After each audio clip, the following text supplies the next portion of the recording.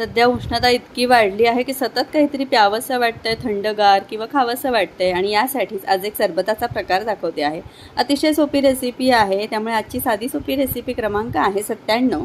आज बनवते लिंबू जलजीरा सरबत। यासाठी सगळ्यात आधी एक लिंबू असं बारीक तुकडे करून घेतलं, व्यवस्थित असे बारीक तुकडे करून घेतले। एका भांड्यामध्ये 3 ग्लास इतकं मी पाणी घेतलं आहे। आता या पाण्यामध्ये साखर घालायची आहे। साखर तुम्ही तुमच्या आवडीनुसार घालू शकता। यामध्ये मी सोडा सुद्धा वापरणार आहे थोडासा, आणि त्यासाठी साखरेचं प्रमाण थोडंसं इथे जास्त घेतलं आहे मी। आता यामध्ये आपल्या आवडीनुसार साखर घेऊन ती अशी छान ढवळून घ्यायची आणि विरघळली पूर्ण की त्यानंतर त्यामध्ये लिंबाचा रस घालायचा आहे। इथे मी एका लिंबाचा रस वापरला आहे, थोडं मोठा लिंबू होतं तर त्याचा रस घातला आहे। त्यानंतर आपलं नेहमीचं साधं मीठ, काळं मीठ घातलं आहे, त्यामुळे चटपटीतपणा छान येतो। आता हे सगळं छान असं ढवळून घ्यायचं, पूर्ण विरघळवून घ्यायचं आणि त्यानंतर आता यामध्ये मी घालणार आहे जलजीरा। पण त्याआधी एक असंच बाहेर जसं मिळतं तसा फील यावा यासाठी मी ग्लासाला हे असं छान तिखट मीठ लावून घेणार आहे। तर माझ्याकडे हा असा ग्लास होता, त्याला मी छान असं पहिल्यांदा लिंबू लावून घेतलं त्याच्या कडांना आणि त्यानंतर हे तिखट मिठामध्ये असं व्यवस्थित कोट करून घेतलं, म्हणजे बाजूने असं छान ते दिसायलाही छान दिसतं आणि पिताना सुद्धा त्याचा छान असा चटपटीतपणा लागतो।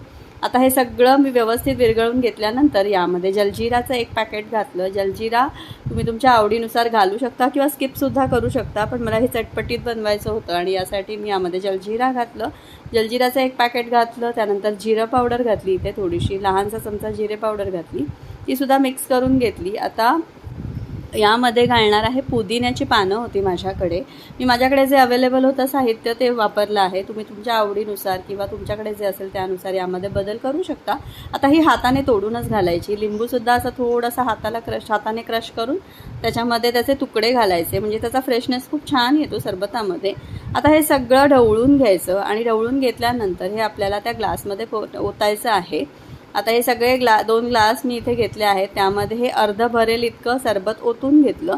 सरबत ओतल्यानंतर त्यामध्ये उरलेला अर्धा भाग मी सोडा घातला आहे, आपला नॉर्मल प्लेन सोडा जो असतो तो, थंडगार असा सोडा घातला। यामध्ये तुम्हाला हवं असेल तुम्ही बर्फाचे क्यूबसुद्धा घालू शकता, पण मी माझ्याकडे सोडा अतिशय गार होता त्यामुळे परत मी वेगळे बर्फ वगैरे घातले नाही आणि त्यामुळे कधीकधी ते गोडसुद्धा होतं बर्फाच्या वितळल्यामुळे।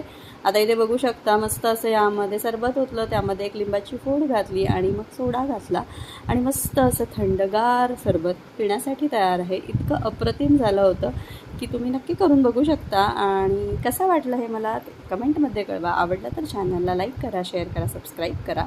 थँक्यू।